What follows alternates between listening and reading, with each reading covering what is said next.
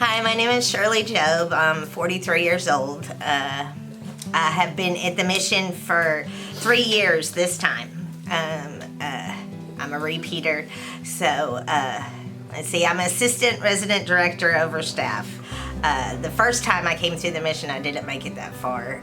This time I have, and it's an accomplishment I can't thank the Lord enough for. It has taught me a lot about who I am.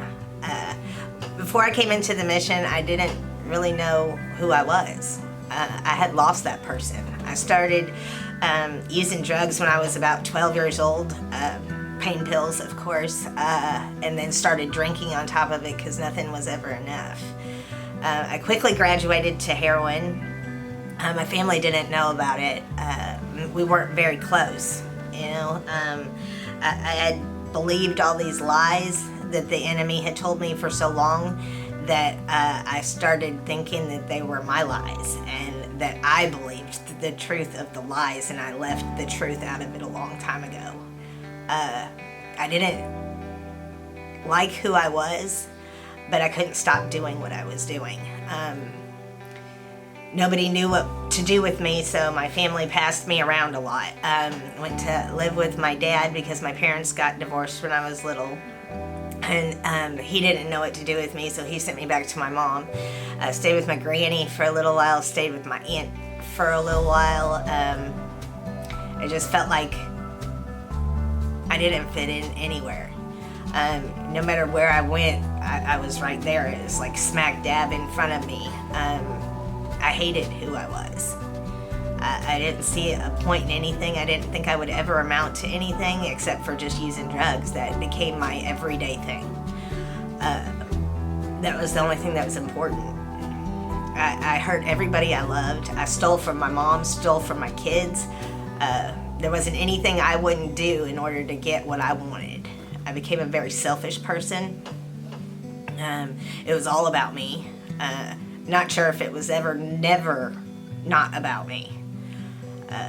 I was the only child, so that didn't help any. I just was very sad all the time, and I couldn't find out why. I thought this was it. You know, this is just what you did, right? And that was how I would die.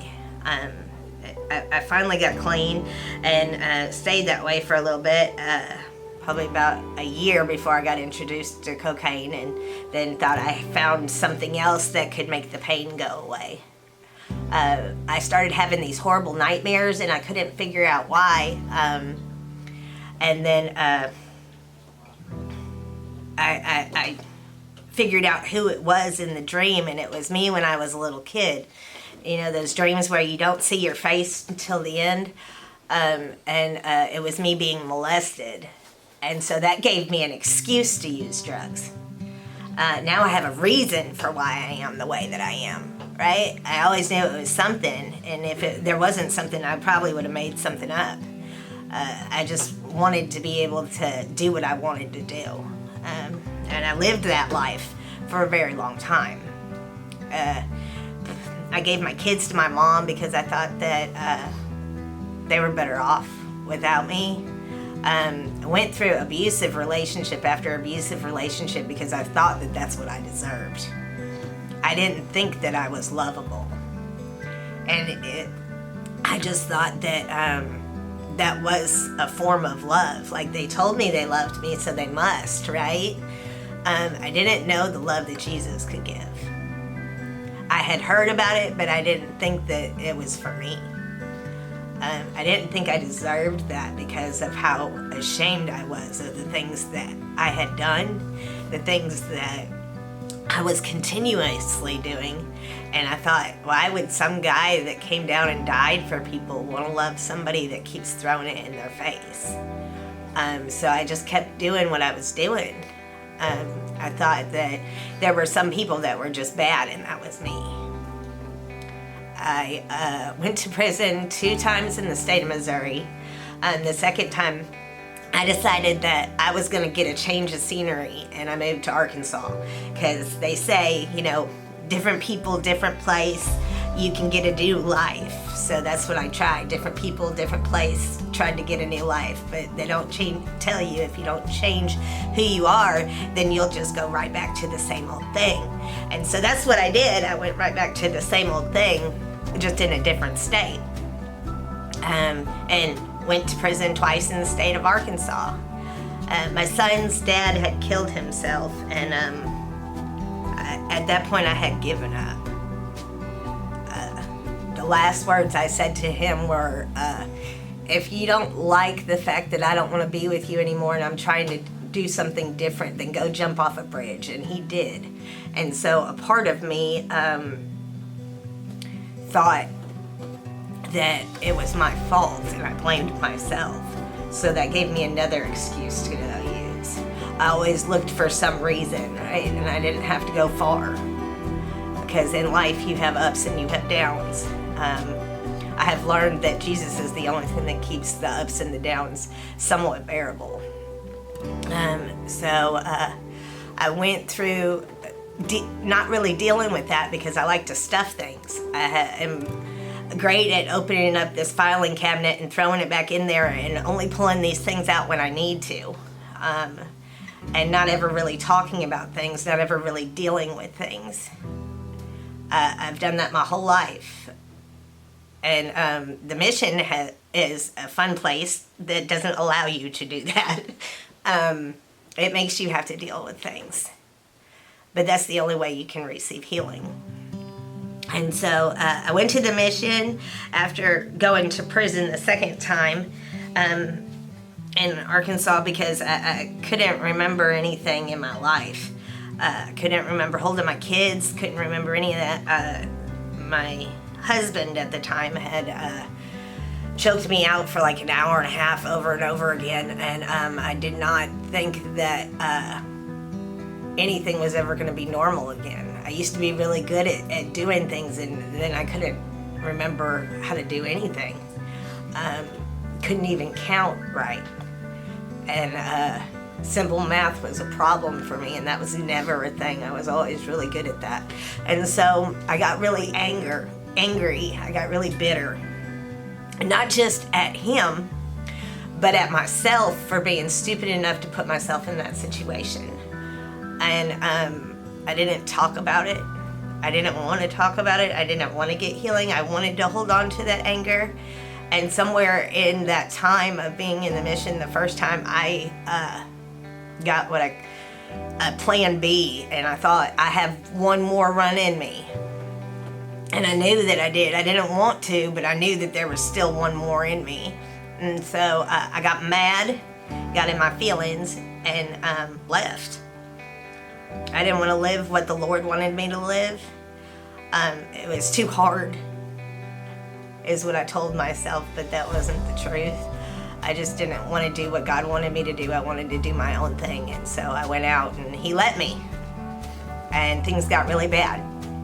I did everything that I wanted to do. I got a house, I got a car, I got a husband, new husband, because I have always had to have somebody with me.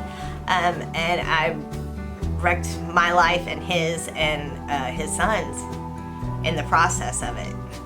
It was really good except for when it was really bad. And the really bad started being more often than the really good. I lost who I was. I didn't know what my favorite pizza was.